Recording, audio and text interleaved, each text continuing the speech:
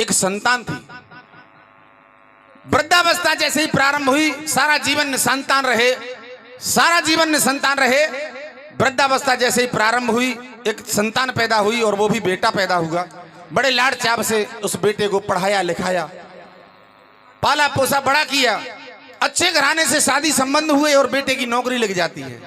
एक दिन छुट्टी पर घर आया और कहने लगा कि माताजी और पिताजी, आपकी वृद्धावस्था है, आप चंद दिन के मेहमान हैं, मेरी ये इच्छा है कि आपको मैं चारों धाम की यात्रा कराने के लिए ले चलूं। माँ वो ममता का सागर होती है, फूली न समाई। सारे मोहल्ले में, कॉलोनी में ये हल्ला मचाती फिरी कि हमारा इतना संस्कारी बेटा है, हमें चारों धाम की यात्रा कराने के लिए ले जा रहा है।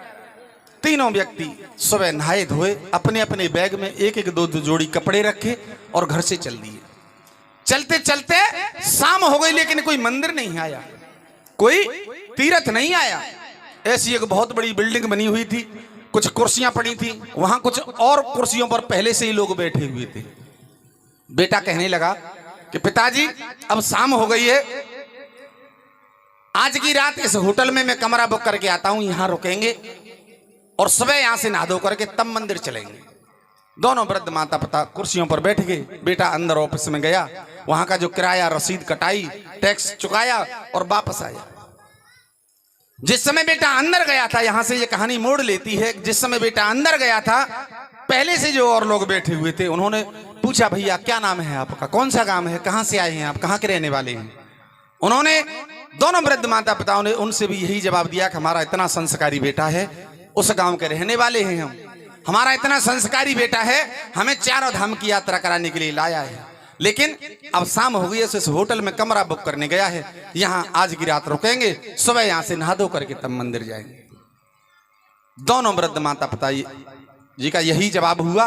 पहले से जो और लोग बैठे हुए थे उन्होंने कहा, भैया ये आपका भ्रम है, ये कोई होटल नहीं है, ये कोई गेस्ट हाउस नहीं है, ये तो अनाथ आश्रम है, अनाथ आश्रम है, वृद्धाश्रम है।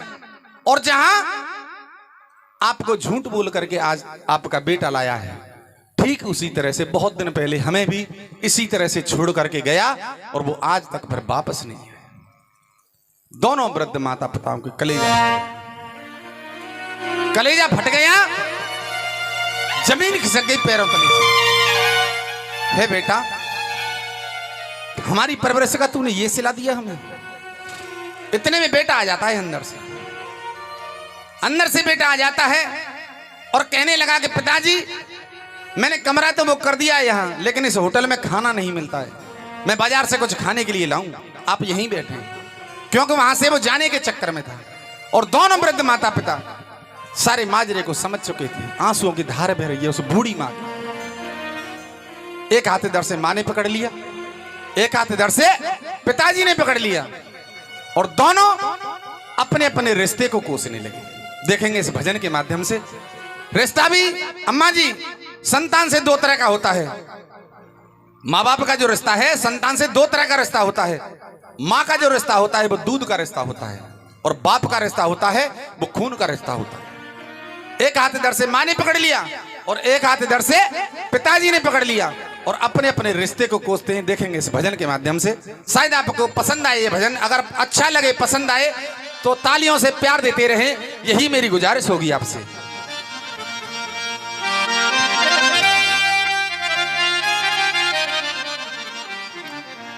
वक्त ही नूर को और बेनूर बना देता है, छोटे से जख्म को वो नासूर बना देता है। कौन चाहता है अपनों से बिछुड़ना, ए मेरी शेरा वाली माँ, लेकिन वक्त ही सबको एक दिन मजबूर बना देता है। वक्त ही सबको एक दिन मजबूर बना देता है। पहली बार माँ ने कही, हाथ को एकदम से झटका देती है। अपने जो हाथ पकड़ रखा था माँ ने, उसे हाथ को झटका दे दिया और अपने पल्लू से अपने आंसुओं को पहुंचती है। किसी तरह से बोलने की ताकत नहीं है। दोनों वृद्ध माता पिताओं के आंसुओं की धार बह रही है। किसी तरह से अंदर से कोई ऐसी हिम्मत पैदा करती है कि मैं इससे कुछ कह सकूं। और कहने लगी कि दूध पाले नाते को तोड़ मत बेटा। हे बेटा, इधर से पिताजी ने अपने हाथ को झटका दिया और पिताजी कहने लगे कि खून वाले रिश्ते को तोड़े मत बेटा। अगर भजन अच्छा लगे तो मैं यही कहूंगा कि हर लाइन अगर आपके दिल को छू कर जाए तो तालियां जरूर होनी चाहिए। सौल में से अम्मा जी हाथ को निकाल ले, तालियां होनी चाहिए इस भजन के साथ साथ में कि दूध पाले नाते को तोड़े मत बेटा। दूध पाले नाते को तोड़े मत बेटा। अरे बुढ़ापे में बेसहारा, बुढ़ापे में किला छोड़े मत बेटा। दूध पाले नाते को तोड़े मत बेटा। अरे दूध पाले नाते को तोड़े मत बेटा।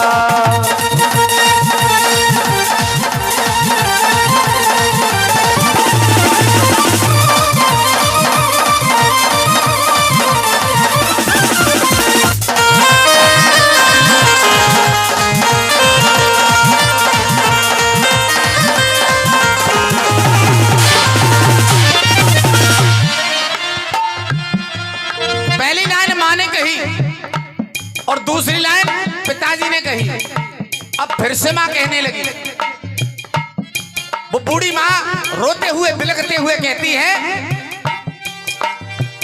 इतना तो तेरा हम काम कर देंगे।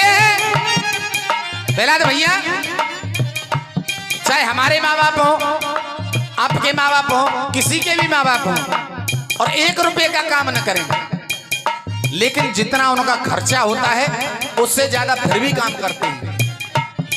पहली बात, हमारे दरवाजे पर एक चौकीदार की ड्यूटी निभाते हैं। अगर माँ बाप घर पे मौजूद हैं, हमें चिंता नहीं, हम 2 दिन घर ना आए तो कोई घर की चिंता नहीं है।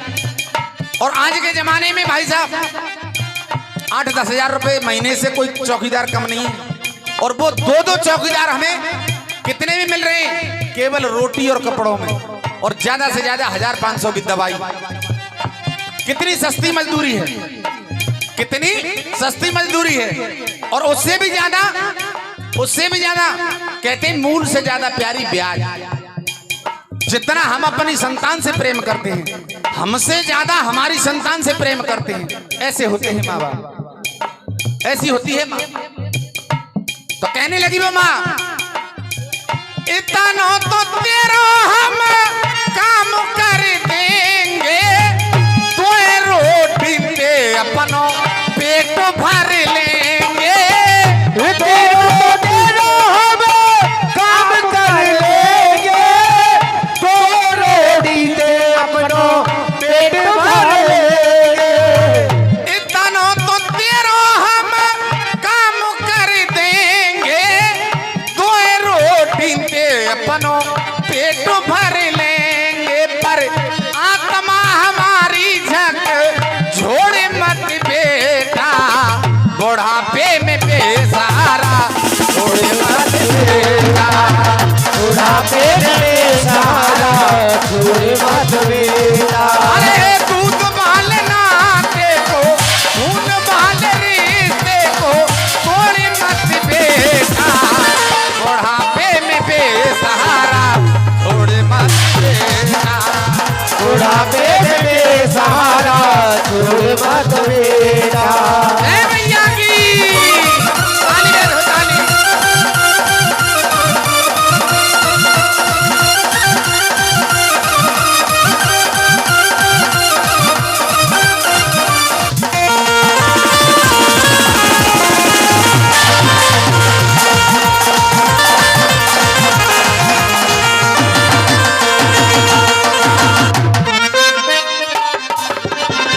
पहली बात मां ने कही। अब पिताजी कहने लगे, हाथ को एकदम से झटका देते हैं, अपनी साफी से अपने आंसुओं को पोंछते हैं और कहने लगे कि सुन बेटा, सभी कहते हैं प्रहलाद भैया माँ की ममता, माँ की ममता आंसुओं में बह जाती है। कई बार माँ की ममता आंसुओं में बह जाती है, लेकिन बाप का प्यार वो भी ममता से कम नहीं है। जब अगर कोई बात दिल पर गुजरती है तो माँ तो अपनी ममता को आंसुओं में बहा देती है और दिल को हल्का कर लेती है, लेकिन बाप अंदर ही अंदर टूटता है। तो कहने लगे पिताजी कि सुन बेटा, मैंने तुझे जो इतना लाड़ प्यार दिया ये उसी का नतीजा है, वरना तेरे जीवन में इतने इतने महंगे जो शौक पाल रखे हैं तूने, उनका तुझे इस तरह खर्चा नहीं लगा जितना हम दो व्यक्तियों का केवल रोटी और कपड़ों का खर्चा हमें आज तू अनाथ आश्रम लेकर आया है। दरोगा जी, एक दिन मैं छुट्टी पर गया था तेरे सरकारी ड्यूटी पर, और वहां जो तेरा सरकारी बंगला था उस पर लिखा था, बाहर गेट पर एक ब्लैक बोर्ड टंगा हुआ था और उस पर बाहर लिखा था कि कुत्तों से सावधान। और जब अंदर जाके मैंने देखा, कोठी में अंदर जाकर देखा तो 4 कुत्ते बंधे हुए थे तेरे दरवाजे पर। आजकल विदेशी कुत्ते जो होते हैं उनकी लाखों में कीमत होती है और उनके मेंटेनेंस खर्चे भी लाखों में।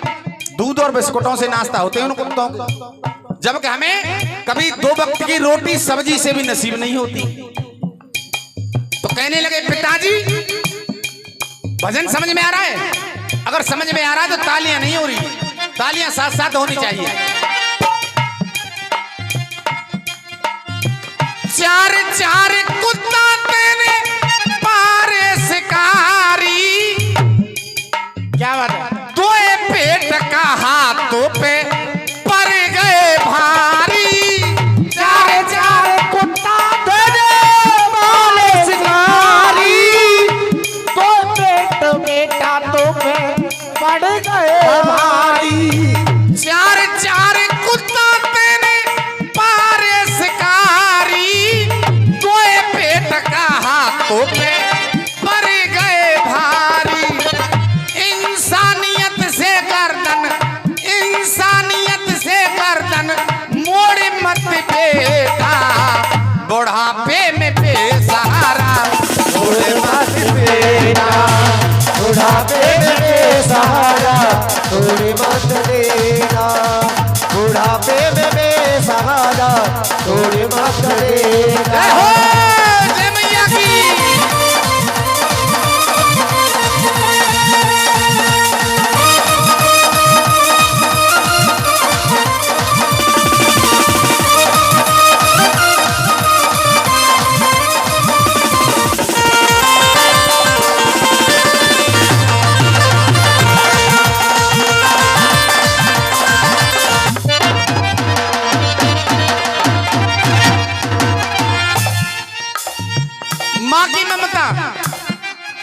माँ की ममता अंदर से उफान लेती है, तभी तो कहते हैं इसको ममता का सागर। उस सागर में एकदम से अंदर तूफान उमड़ता है और सोचने लगी कि मेरे द्वारा कहीं इस मेरी कपूत औलाद को कोई ऐसी बद्दुआ न लग जाए कि कहीं इसका कोई नुकसान हो जाए, कोई अहित हो जाए। ऐसी होती है माँ। अपने साथ इतना होते हुए भी वो क्या सोच रही है उस औलाद के लिए, तब कहते हैं इसको ममता का सागर। तो कहने लगी माँ कि सुन बेटा, भलाई इसी में है कि हमें वापस घर ले चल। हमारे पास जो भी रुपया पैसा धन दौलत है सब अपने नाम करा ले, वरना ये कुनबा खानदान वाले सुनेंगे, मोहल्ले पड़ोस वाले सुनेंगे, नाते रिश्तेदार सुनेंगे, सभी इतना ताहना देंगे तुझे कि ताहना मार मार के मजबूर कर देंगे मरने के लिए। इतना ताहना देंगे तुझे, इसलिए भलाई इसी में है कि हमें घर वापस ले चल। किसी से कुछ कहना नहीं, केवल तू जानता है और हम जानते हैं इस बात को।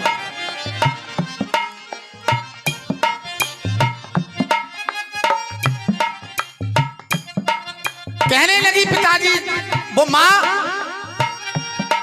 भलाई इसी में है कि हमें वापस घर ले चल, वरना ये कुनबा खानदान वाले सुनेंगे तुझे जीने नहीं देंगे।